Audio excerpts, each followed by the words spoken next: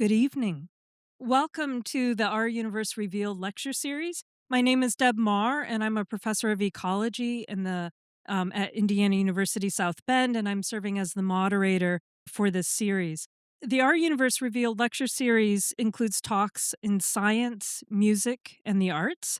In other words, STEAM for everyone. We feature current research and creative work that's being done in our region, and it's an opportunity for us to be curious about ourselves, our world, and our universe. This is a partnership between Indiana University South Bend, the University of Notre Dame, and the St. Joseph County Public Library. Tonight, it is my pleasure to introduce Lauren Weiss. Lauren's passion for astronomy began early. She earned a bachelor's degree in astronomy from Harvard University, completed a master's degree in astronomy at the University of Cambridge, and then a Ph.D. in astronomy from the University of California at Berkeley.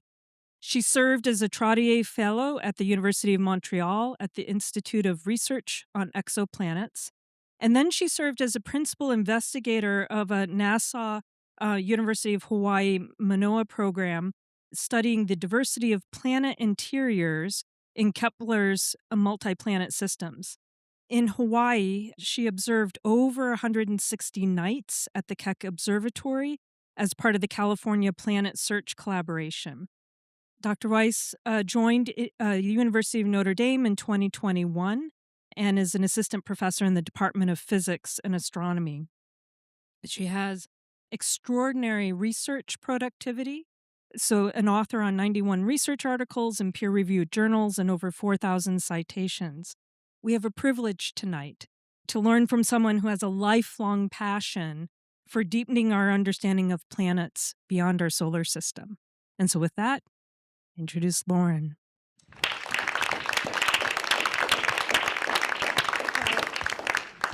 Hello, everyone, and thank you for that lovely introduction, Deborah. Can you guys all hear me okay? All right, so first, I want to apologize for the weather. With a solar eclipse coming up, I wanted you guys to just have sunshine, clear weather, so that you can see what's going on in the sky. Of course, we have wind and rain instead.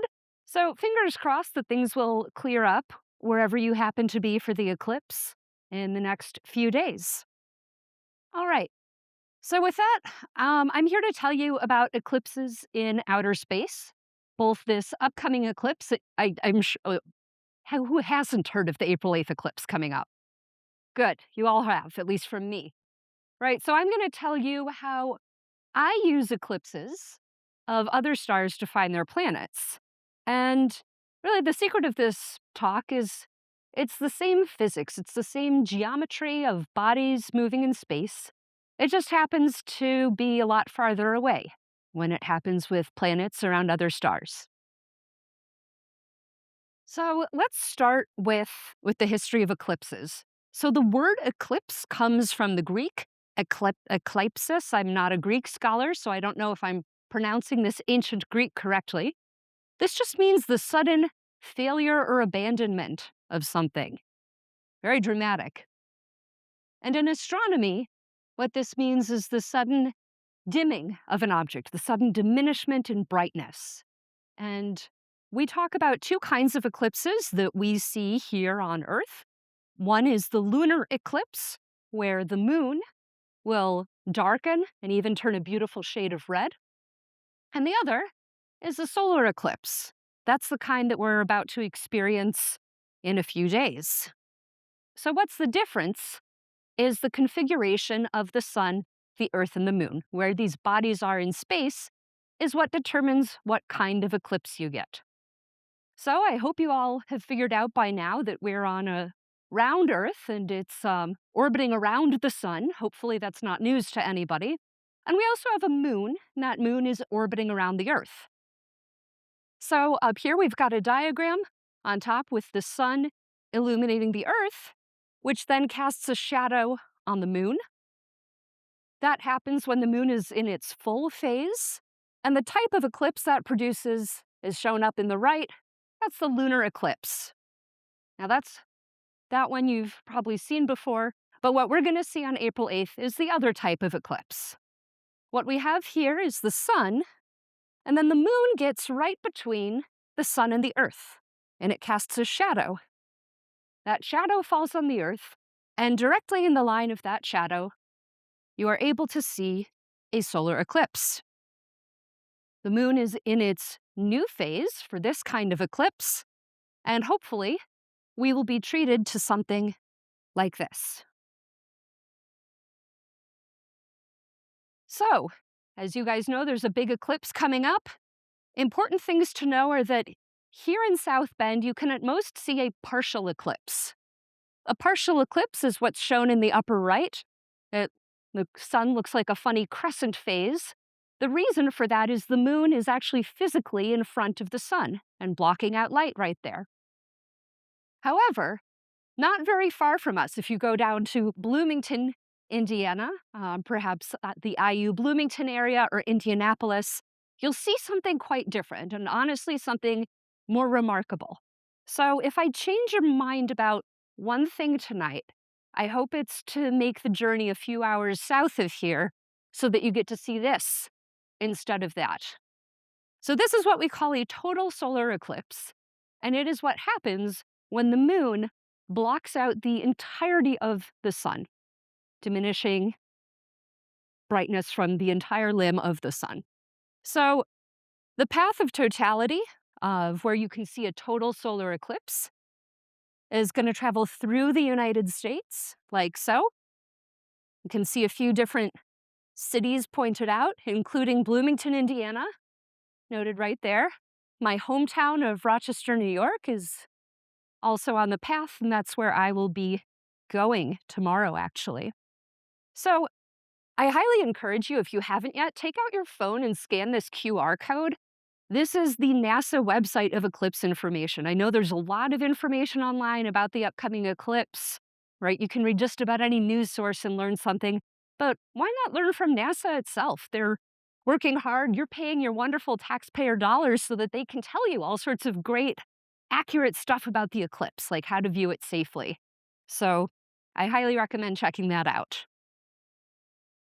All right, so here's just another figure showing the path of totality with a few timestamps. You can see as time goes on, this shadow where the moon is completely blocking the sun is moving up and to the right. So speaking of safety, there's a second thing you get from this talk, right? The first one is go south for the eclipse. The second one is don't hurt yourself. So there is a time when you don't need eye protection, and that is during totality. That is, if you are in the path of the total solar eclipse, at that moment when everything is dark, you can take off your protective eyewear. That's kind of the point. Otherwise, you'll just be in the dark for 4 minutes. But at any other time, you need eye protection if you're looking at the sun. I know this because astronomers who used to not know it would look at the sun through their telescopes and they all went blind. So don't let that happen to you. Safe options include using a welder's glass of a sufficiently high rating, Mylar glasses, or special filters. Things that are not safe. Your favorite pair of sunglasses. They are not made for looking at the sun. They're made for just reducing a small amount of brightness. Regular glasses, transition lenses. No, don't look at the sun with those. Binoculars or a telescope. Just because something is made for looking at astronomical objects doesn't mean you should point it at the sun unless it's properly filtered by someone who probably knows what they're doing. I wouldn't trust myself with a telescope with a filter. Just kidding, I would. Anyway, so you guys might remember the total solar eclipse of 2017. A couple days after that event, it came out in the news that this solar eclipse burned a crescent wound on a woman's retina. She was not wearing proper glasses. And this is actually the image published in a scientific paper showing you the burn on her retina. And then someone had traced out the shape they saw, and it's this vague crescent, because she was looking at a partially eclipsed sun, which will still damage your eyes. So second lesson of tonight is don't let that be you. So go to totality, always use proper protection. Okay, with those basics out of the way, let's talk a little bit about what eclipses look like. What's happening is the moon and sun are aligning with your physical location on the Earth. So this is an example of time-lapse photography that shows a total solar eclipse. The moment of totality is when the sun and the moon are aligned right here. But as you can see at other moments, they're not quite as well aligned. You also might wonder, well, why are they moving in the sky so much? That's because we're on a rotating ball. The Earth is turning. And so at the time of this eclipse, the sun is either rising or setting. I wasn't there, so I don't know. All right, but better than a time-lapse photograph is a video. So for now, we will travel to this beautiful land called Antarctica, which saw a total solar eclipse. So you see the sky darkens.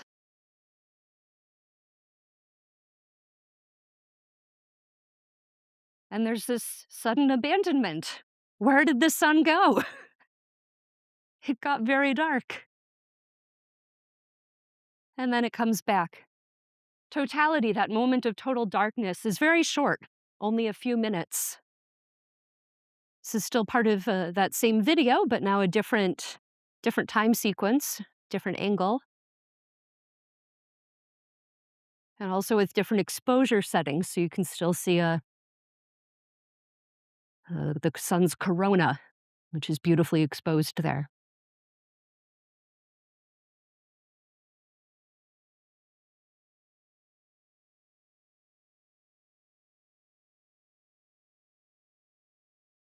Okay. So let's see how much you got out of the first part of this talk. This is the one and only quiz that you have to do. We make my students do quizzes, so you guys are going to do one. All right. So we don't see a solar eclipse every year, right? This April 8th total solar eclipse is really special. Why is that? Is it because, one, the shadow of the moon only falls on a tiny fraction of the Earth?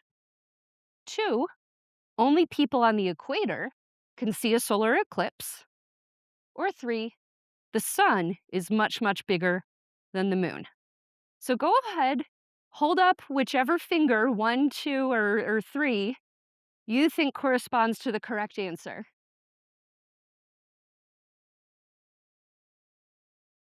All right, we've got it mostly correct in the audience. The correct answer is number 1.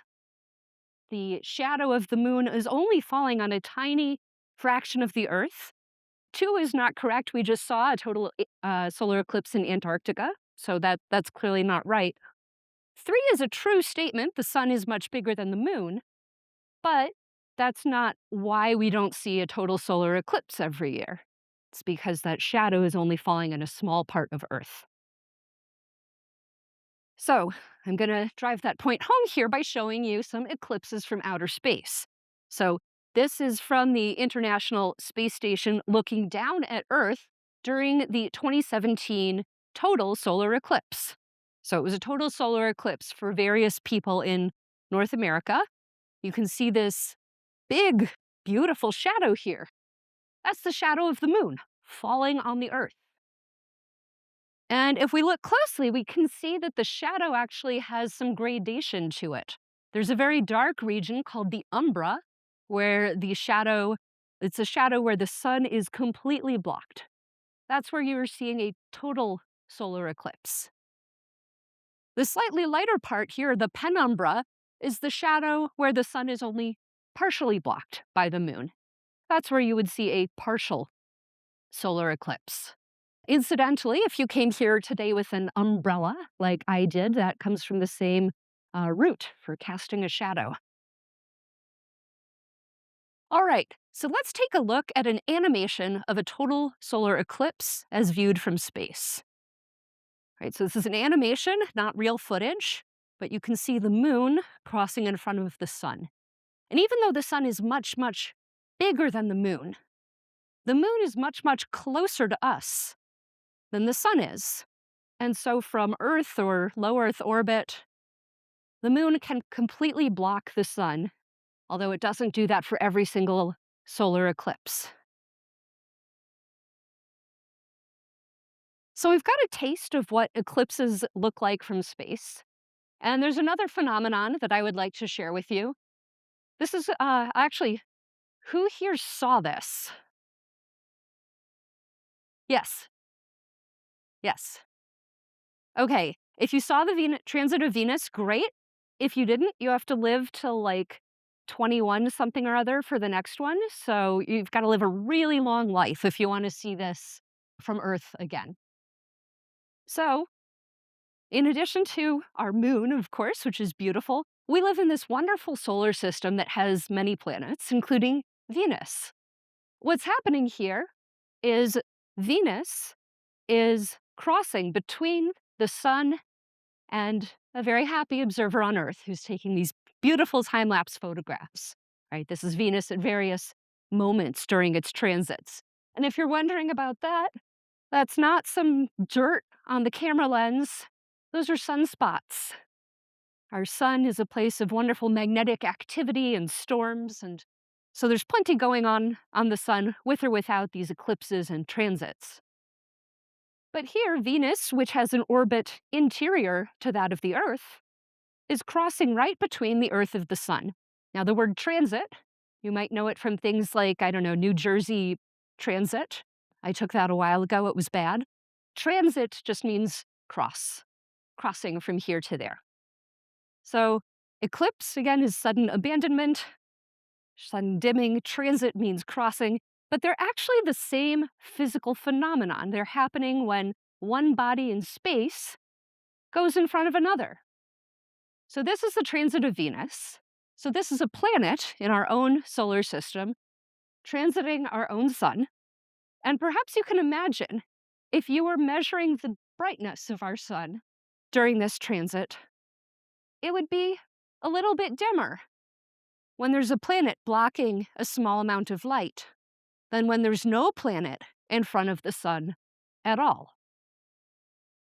So we can use this fact to look at much more distant objects.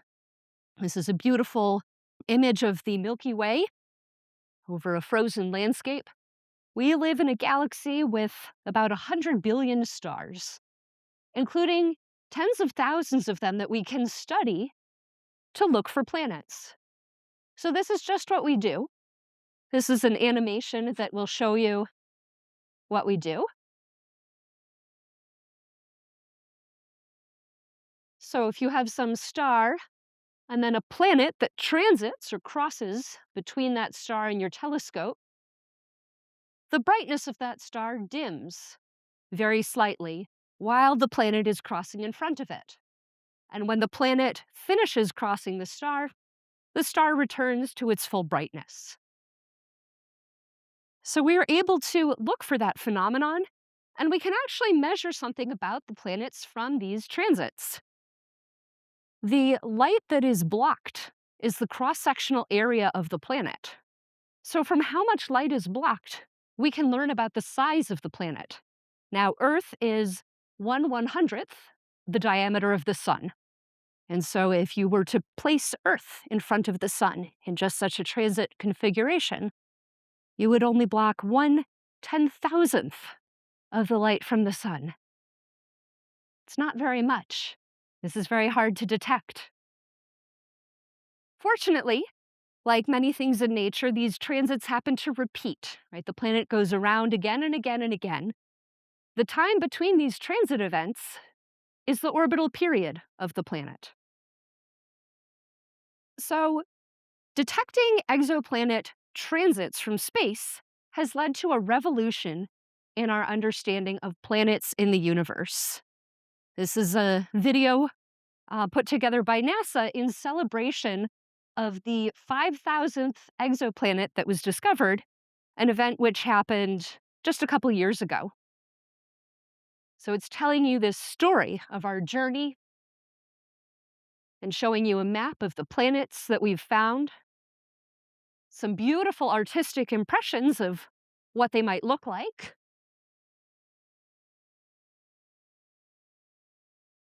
and a few fun facts that we've found along the way.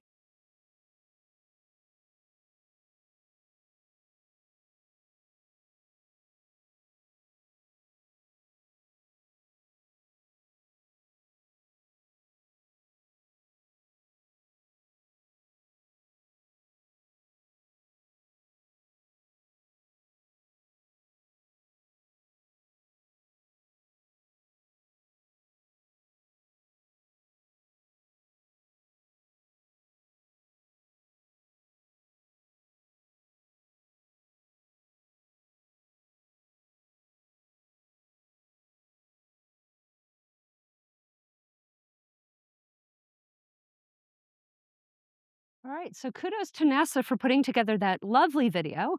If that went by a little quickly, I will walk you through some of the highlights of it now.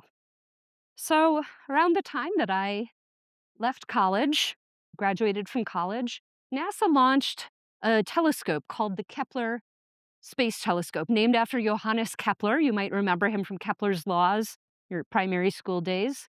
So, this is an artist's rendition of the telescope. This was a mission that lasted for 4 years, and its primary goal was to detect Earth like planets transiting in front of sun like stars, which, as I told you, is just going to make a dip in the brightness of the star of 1 part in 10,000. So it had to be done from space, not Earth, because our atmosphere gets in the way. Kepler continuously stared at 150,000 stars for 4 years to accomplish this task. Right? It's looking for these tiny little dips. What's neat is this is actually a part of the sky that you can see and identify, right? It's spring now, summer's just around the corner. Some of these constellations here, Cygnus the swan, Killa the eagle, and Lyra the lyre, these form what's called the summer triangle. And this funny grid over here is representing the region that we stared at for 4 years looking for Earth-like planets. Let me show you a little bit of what we found with Kepler. This graph is showing you the brightness of a particular star over 600 days. And what you can see is, well, there's a lot going on the top.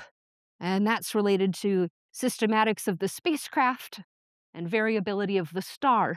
But when you get rid of all of that unwanted variability and look at just the brightness of the star over time, you'll see these drops that fall like rain.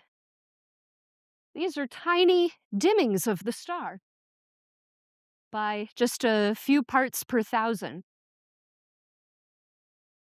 These were the transits of 6 unique planets that happened periodically. Based on the repeated transits and the characteristic dimming and duration of each of these transits, they were identified as belonging to 6 unique planets.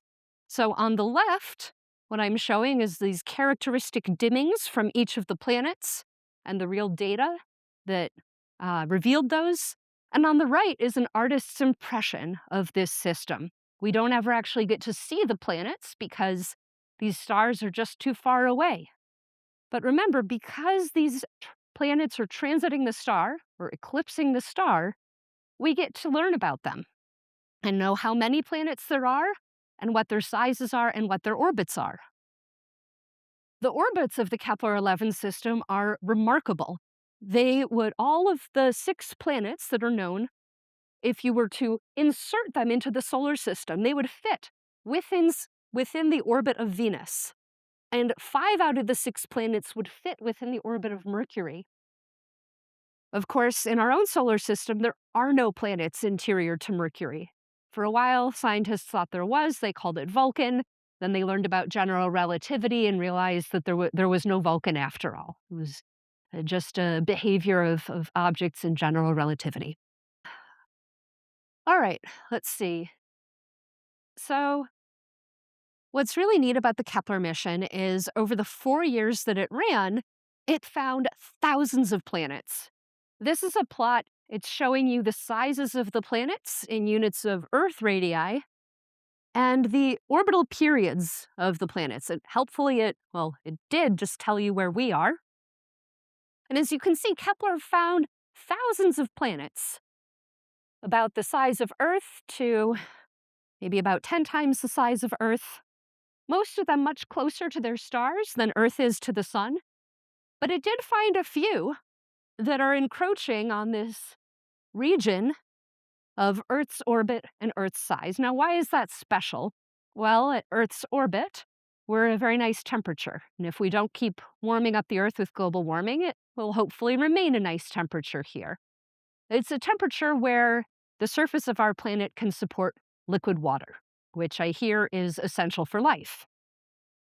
So we'd like planets that are at the right temperature for liquid water so that maybe they might be habitable or perhaps even inhabited. We'd also like to find planets that are small. Planets that are large are generally not rocky. Actually, something that I found in the course of my research is that planets should be smaller than about 1.5 times the size of Earth to be rocky. We want them to be rocky so that that liquid water has a surface to actually pool on and drive chemistry. Okay, so what we want to know is how many Earth-like planets are out there. That was the point of the Kepler mission. We can count the planets that Kepler found, but it also didn't find a bunch of planets. Planets can be detected when they block the star and cause that characteristic dip from the transit. But it's also possible to miss planets if they don't transit, right? We're so lucky we're going to have just the right alignment for this total solar eclipse in a couple days. Well, we have to get really lucky for planets to have the right alignment to transit as well. Fortunately, we know geometry, so we can easily correct for all the planets that we've missed. If we just assume that there's nothing special about our location or point of view within the galaxy. Hopefully that's a good assumption. A third scenario is that there's a planet that does happen to cross the star or transit, but we miss the transit because our data are too noisy. The variations in brightness are too great for us to identify that characteristic dip in the light. So, putting all these different scenarios together, a few years ago, my colleagues came up with a remarkable result, which is that 1 in 5 stars hosts a Earth-sized planet in an Earth-like orbit. 1 in 5 stars has a planet that might be inhabitable. So when you look at the night sky with these 100 billion stars in our own galaxy and hundreds of billions of other galaxies that are out there, there are just so many worlds waiting to be discovered. I'm going to finish up by giving you a quick teaser about some of my recent research. So, the other thing that we can do with these beautiful planets that eclipse and cast these shadows is look for patterns. We've found so many thousands of them. So, a few years ago, I found that planets in the same system often have similar sizes and regular orbital spacing. That's exemplified by these systems in pink boxes. And we actually call these peas in a pod because they look just like little peas lined up in a pod. All right. So I'd like to finish by bringing together these ideas of this solar eclipse that's coming up and these beautiful transiting worlds we've been discovering. This is actually a video from quite a while ago. And what you're about to see is not an animation of a single system. This is actually, it's highly imaginative. The artist of this animation, who's also an astrophysicist, imagined, what if all of the worlds we've discovered were orbiting a single star? What would that visually look like? And what you're about to see is, remember, this is not actually a physical representation. This is just a way to spark your imagination. And I think in particular, this video shows the remarkable effect of eclipses and transits. So let's watch this.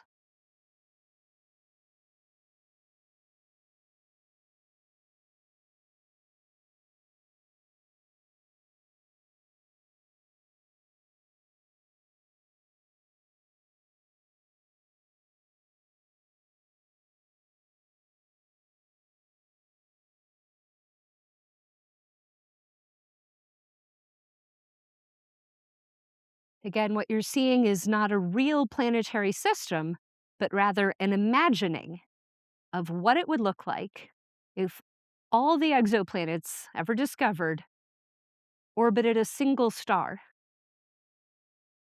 How wonderfully full of eclipses and transits such a place would be.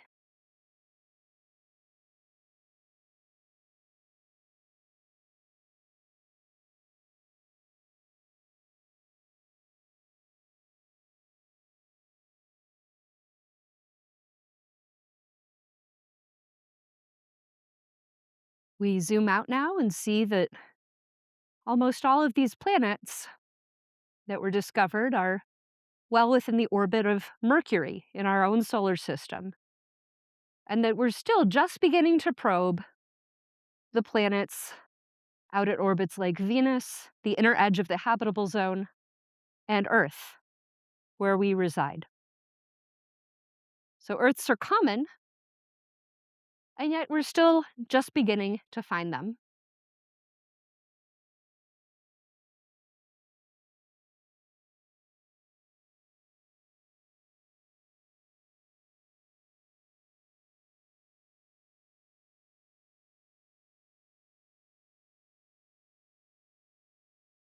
All right, I'd like to thank you for your attention and take any questions.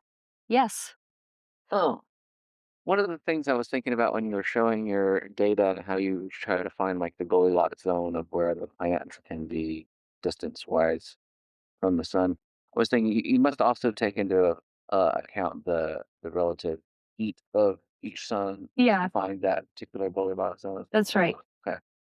Yeah, so there's multiple ways to calculate sort of distance.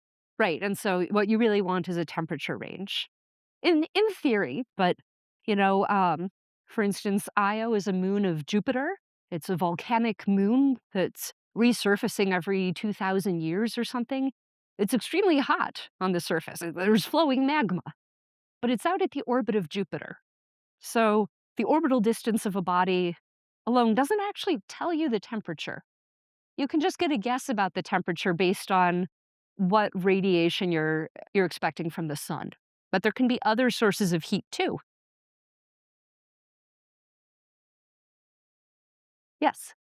What is the width of the shadow of the total eclipse at any given point? Is it Good question. It changes over time. The reason it changes over time is actually the moon does not have a circular orbit around Earth, but it has an elliptical orbit, slightly egg-shaped. So during some solar eclipses, the moon will be a little bit closer to Earth.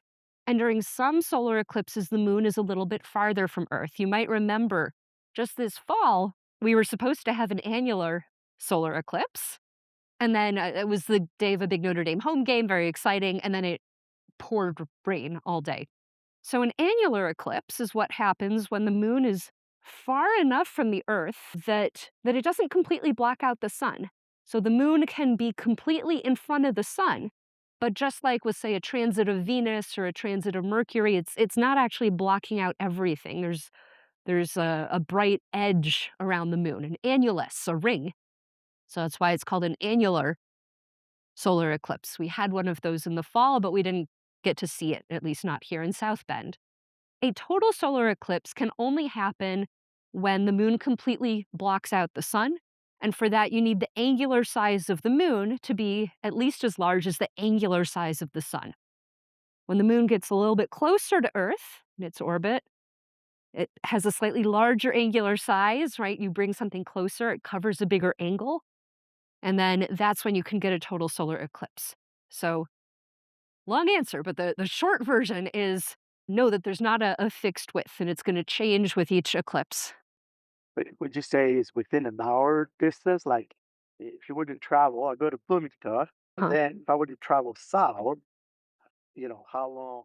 Oh, I mean, you should look at a map. And if you scanned the QR code from NASA, you can absolutely get like maps of totality and times too.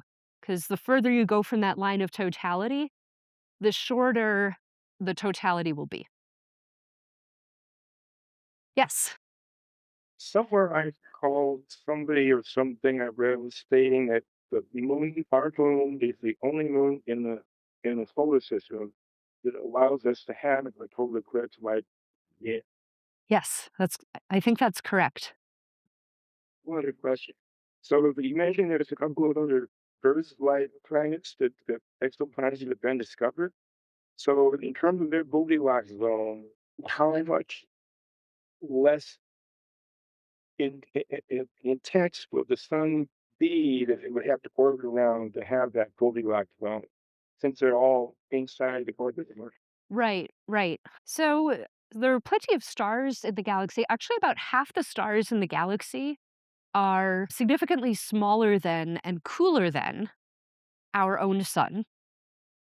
Yeah, red dwarfs and also orange dwarfs too. And so, actually, a lot of the small planets that have been found in the Goldilocks so far are around these orange dwarfs that are just a little bit cooler and a little bit smaller than our sun. So now my understanding is that the dwarf stars would have a longer lifespan compared to our sun. The cool stars, yeah. So these red dwarfs, yes, they are less massive. The lifetime of a star is related to the amount of fuel that it has divided by the rate at which it burns fuel. And it turns out that if you want to live a long time, you don't want to burn, what is it called? Burn fast, die young. That's what the big stars do. But the little stars do whatever the opposite is. They Would that give us a better opportunity of if we could go to these planets? Would we be better off going to one of these?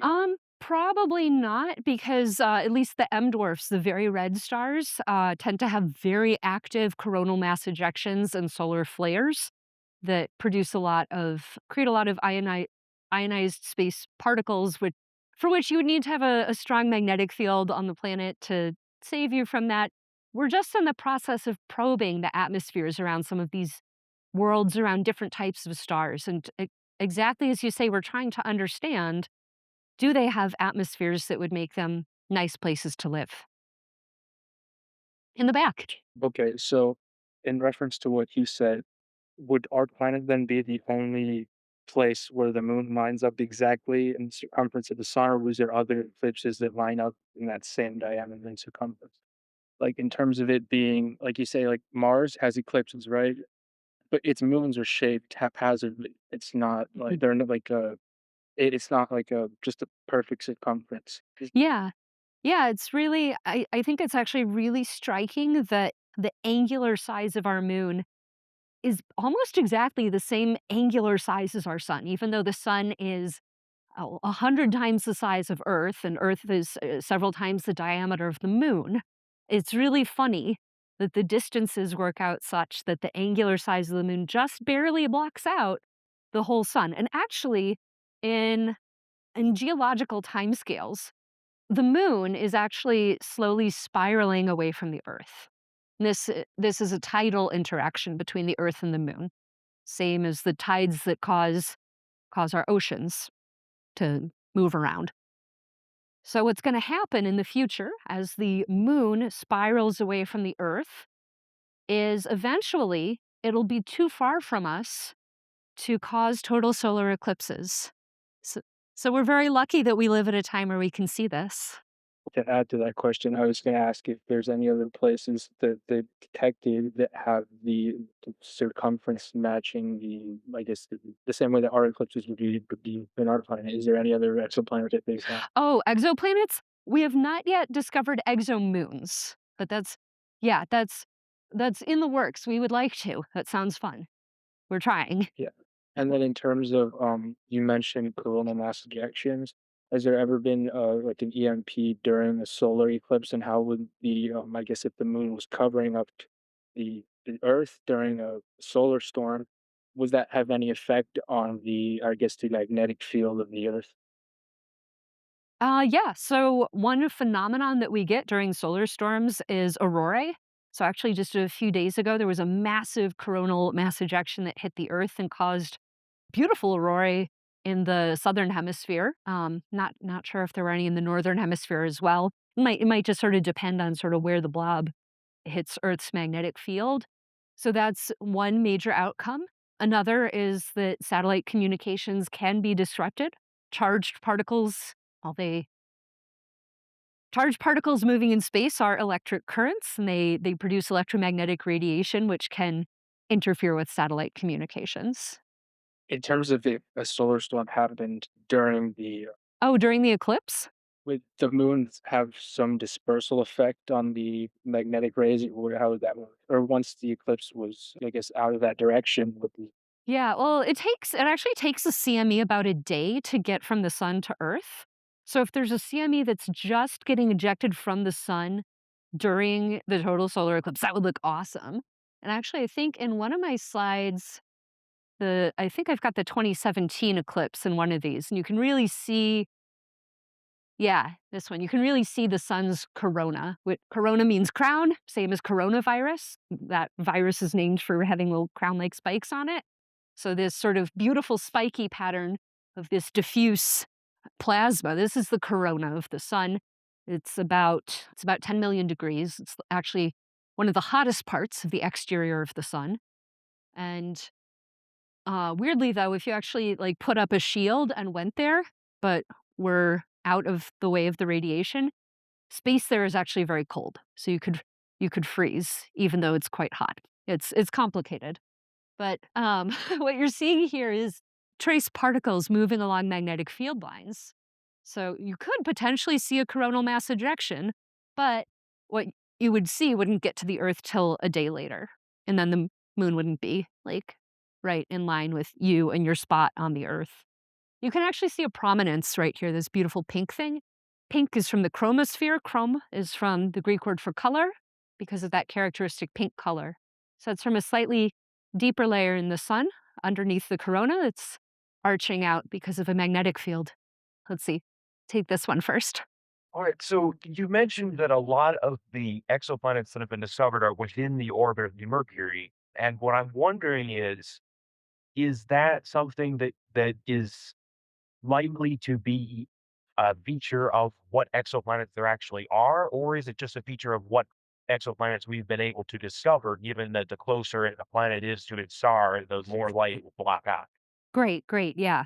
Excellent question. So the closer a planet is to its star, the more likely it is to have that eclipsing geometry. It turns out if something's really far away from its star, you've got to get it really perfectly aligned to get that eclipse. But if it's closer, there's more wiggle room where you actually get an eclipse. So we're a lot better at finding planets that transit close to their stars. Something that we're working on right now is trying to understand how the inherent abundance of planets varies with location in the planetary system. One thing that we do know, based on these thousands of planets we've discovered within the equivalent orbit of Mercury, one thing we do know is that at least 1 in 2 stars has one or more planets within the orbit of Mercury. So already our sun, which has no planets interior to Mercury, we're in the 50% of stars that don't have planets there. And I didn't really have time to get into this, but something I've found in my research actually is that most of these other stars have not only one planet within the orbit of Mercury, but multiple planets in these beautiful patterns within the orbit of Mercury. Now, if our solar system had that, we would have found it. We're not very good always at finding what's out there, but we're pretty good at finding what's in here. So the fact that we don't have this beautiful pattern that's prevalent in so many other solar systems is curious. Um, that said, we're still exploring the Earth-like regions in other planetary systems, and it seems like they are quite common, at least 1 in 5 stars having such a planet out there. But yeah, there's more work to be done for sure. There was a question in the middle here. Oh, I had my hand raised. That was exactly the question I was going to ask too. Great minds think alike sometimes. Yes. Is there a follow-on to Kepler? Is there another satellite out there now doing the same work? Please give me like 25 million a year, plus whatever the costs are for actually building a Kepler replica, which we've done it once already. We can do it again, right? So I'd love to think that we could do another Kepler. I don't know if that's in the works at the moment, but we do have some other really exciting missions coming up, including the Nancy Grace Roman telescope, which actually has a much bigger field of view than Kepler, and it's going to be pointing weirdly toward the center of our galaxy. So we might find a bunch of transits that way, and they might be around a slightly different population of stars than what we've probed in the past. So keep your eyes and ears open. Yes. I have a question about telescopes, but the ones down here on Earth, I understand why we put them out in space. But why do we put the telescopes in different places of Earth? You mentioned Iceland and Hawaii, and I read somewhere we're building one in Chile. But why those places? Why not? Wonderful. Yeah, wonderful questions. So I was actually just fortunate in the past week to go to a conference in New Zealand, also called Aotearoa. It's in the southern hemisphere. So the sky that you see from the southern hemisphere is that way. We don't ever get to see that sky from here. I got to see the Southern Cross. I got to see the Large Magellanic Cloud. I got to see Alpha Centauri, the closest star system to the solar system. And I got to actually see both stars of that binary, Alpha Cent A and B, through a telescope. It was very cool. So we can see things that are different in the north and the south. That's one reason. Another is longitude. It is only night for about half the day, and then the other half of the day, we astronomers just sit around, like, drinking coffee and waiting, or, teaching or whatever it is we're supposed to do. Right? So what's great is if you have telescopes all around the world and you're like, "Hey, there's this thing I'm trying to study. I don't know exactly when it's gonna happen. We'd like to monitor and look for it." That enables slightly better continuous monitoring from the ground. So there's actually a large taxpayer-funded program that does just that as well. Yes. How is all this data being shared and collected? I assume, like you just mentioned, all these telescopes all over, and like, do you have any insights on that? Yes, great question. Observatories are a little bit like medieval castles. Everyone kind of does their own thing.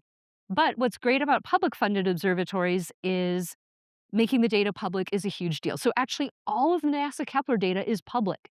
You can go online tonight, go on the Misulski Archive of Space Telescopes, and just download all the Kepler data. I don't recommend doing that unless you have a big hard drive. But you can download the data, you can play with it, and actually, lots of astronomers have written beautiful tutorials. If you're a computer programmer, you can just jump online, run through some of these tutorials, and within an hour, you can be playing with real data from one of the best space missions that has ever flown to discover exoplanets. That said, other data is proprietary, right? If I build my own fancy telescope in my backyard, I can do whatever I want with the data. So some telescopes are privately owned, some are publicly owned, and it depends. But I'd say overall, what we've been learning is there's just so much beautiful data out there in the universe, and our lives are so short and crowded and complicated that it's better to just share it or err on the side of sharing. So more and more people have been reducing proprietary periods, making data public and accessible, and actually creating citizen science opportunities as well.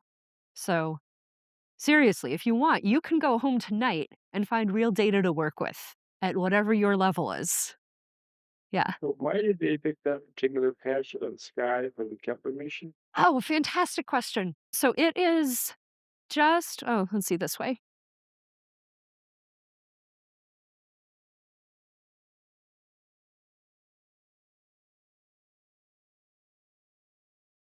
Okay. So apologies, this is sort of a low resolution image, but what you can still sort of make out here is going from the lower left to the upper right is a beautiful band. That's the Milky Way. That is the plane of our galaxy, a spiral galaxy that we live in. So this is quite crowded with many, many stars, but also dense gas and dust. It's very complicated to try to look at. There's just so much stuff going on. So the Kepler field was chosen to point just grazing along that galactic plane. You can see it's not quite pointing on the plane, but just off of it. A region of the sky that's still very dense with stars. There are actually millions of stars in the Kepler field, although only 150,000 of them were continuously monitored. So it was very carefully chosen to select many stars that we would be able to study without too much confusion, and also, astrophysically, stars that are quite similar to our sun in terms of their relationship to the galaxy as a whole. Yes. Is there a minimum diameter? I'm kind of thinking, like, how do you distinguish between a planet and space junk? Oh, space junk? Yeah, I'd love to be able to do space junk. That sounds really cool. I mean, so far the smallest stuff we've found, which was with Kepler, is like Mars-sized. Mars is definitely a planet and not space junk, but we would love to find smaller stuff. Actually, people who use infrared telescopes, including the beautiful new James Webb Space Telescope, are able to sense space dust, including tiny dust particles. Now, they don't see the individual dust particles, but they infer the density of the dust and its temperature and general properties from the light that they gather from it. So people are also studying dust in planetary systems. So we can do dust and we can do Mars, but we haven't figured out the in between. Yeah. Is there any value in like using James Webb or Hubble to look at a transit of an exoplanet? Absolutely, absolutely. At this conference I was at in New Zealand, we had, I think, 3 separate sessions on new results from the James Webb Space Telescope. One of the main things that we are using James Webb to do is to study the atmospheric properties of these planets. We can measure their sizes. I taught you how to do that based on how much light they block. What I didn't teach you is how we measure their masses, which is also important because that tells us how well they're going to hold an atmosphere. Once we know those 2 pieces of information, we can look at light that has filtered through the planet's atmosphere, or try to do that. It's very hard. It's just like the transit of a planet, but it's the transit just of the outer atmosphere of the planet that we're trying to detect. It's very, very challenging. But James Webb is an enormous telescope, 6.5 meters, and it's in space. So it's in one of the best possible conditions for doing this kind of science. Like its resolution is much Yes. bigger than Kepler, I would imagine. Yes. Kepler was a 1 meter aperture, whereas James Webb is 6.5 meters. And the big difference there is the light gathering power, which is going to be 6.5 squared times better. So about 50 times better. But it has different uses than just look at one. Yes, it doesn't just look for planets transiting, but we can point it at many different stars with planets when we know those planets are going to transit to study their atmospheres. I've just learned that in some of these planets that are a bit bigger than Earth but smaller than Neptune, for a while we've been calling them mini Neptunes, but they're not actually. What I just learned is they're not actually like mini Neptunes. Neptune has rock and ice, rock in the middle, and then some ice in a supercritical state, and then an envelope of hydrogen and helium. But these Neptune-like worlds, they're like Neptune in their sizes and masses, but they're much warmer than Neptune. They're inside the orbit of Mercury. They're getting roasted. And that changes their atmospheric chemistry. And what actually happens, and we've now seen this based on how light filters through their atmospheres with James Webb, is that these worlds actually have this, it's called miscible, or like mixed water and hydrogen envelope on the outside. So it's like a suspension of both water and hydrogen molecules all mixed together. Another example of a miscible fluid is vodka, alcohol and water mixed together. We have yet to find that atmosphere, though. And anyone else who hasn't asked a question yet? Yes. And all your research and your studies, and like you find all these different exoplanets and so forth. Do you ever reflect back on how unique our system really is? I mean, our sun is perfect. We have the right amount of planets that surrounds our planet. It's at the right distance, the type of star. I mean, all the other planets that we know have discovered, they're either too close or it's the wrong star. It's almost like a lottery. I mean, you're just looking out there, it's like it gets bigger and bigger each planet you find. Yeah, so there are two competing philosophical principles here. You got me started on the big questions, right? The Copernican principle, which is we shouldn't actually be that special. We just happen to be observers in the universe. There shouldn't be something super special about where we are. But the anthropocentric principle is, well, hey, we actually are in the patch of the universe that became conscious of itself. That's amazing. And maybe some of the conditions here are a little bit different such that that happened. So those are two competing philosophical ideas.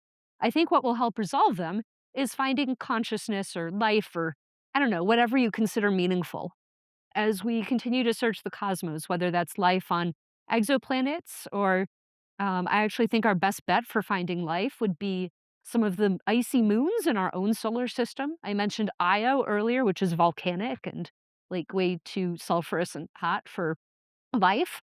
But other icy moons, Europa, a moon of Jupiter, and Enceladus, a moon of Saturn, they both have liquid water. They have salts. They have ammonia. They have organic molecules. They have the ingredients for life.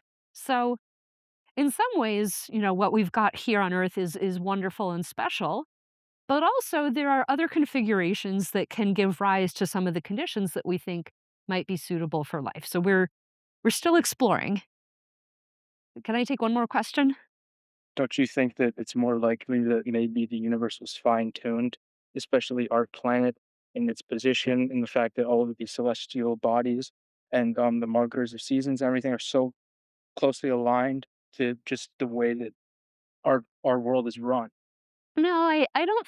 Be a creator that made all of this and that was it able to, show his magnificence by showing all of the I guess the signs I don't know, like that would be there for us to guide us in our life, in our daily life. I mean, I think you can get personal guidance from that. That totally makes sense to me. But for me, I mean, I'm still looking and we're still finding worlds that are approaching Earth-like. And no, I have not yet found an exoplanet that has soy chai lattes, like which is my criteria for habitability, right? But Who knows if there are other worlds that are in that and we just haven't discovered one, right? right, but there's hundreds of billions of chances out there. So I'm certainly not ready to close the book and say, this is it, we're all there is. I think there's just so much out there to explore. There could be other worlds out there that were also fine-tuned in the same way that we're fine-tuned. Yeah. So actually what's interesting is with some pretty different physical initial conditions, some of my colleagues have found other ways that life could have emerged. So what you describe actually fine tuning is something that some of my colleagues have actually been exploring, and we're not as fine tuned as you might think. So that's actually pretty exciting, including things like if the cross sections of carbon were even a little bit different. It could be a problem in some ways, but also in other ways might actually make life much more prevalent than what we observe. So fine tuning is an interesting problem, but really, until we get more examples and see what the variety is, we don't have a way to answer that question through the purview of science.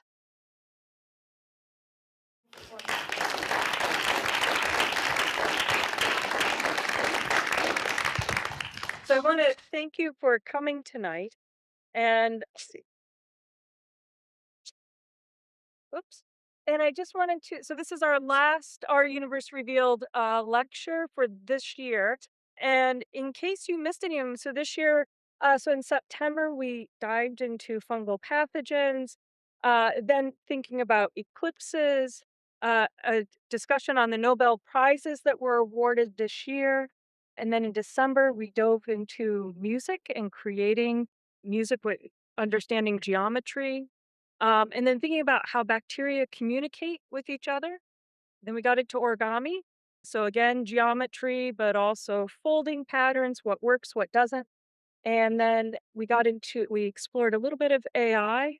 And then, of course, tonight we went out into the universe to see what's out there. So anyway, thank you so much for coming. If you missed any of these, you can go to universerevealednd.edu. You can see previous lectures. They've been videotaped by Steve Tope, and I'd like to thank him. He's been here.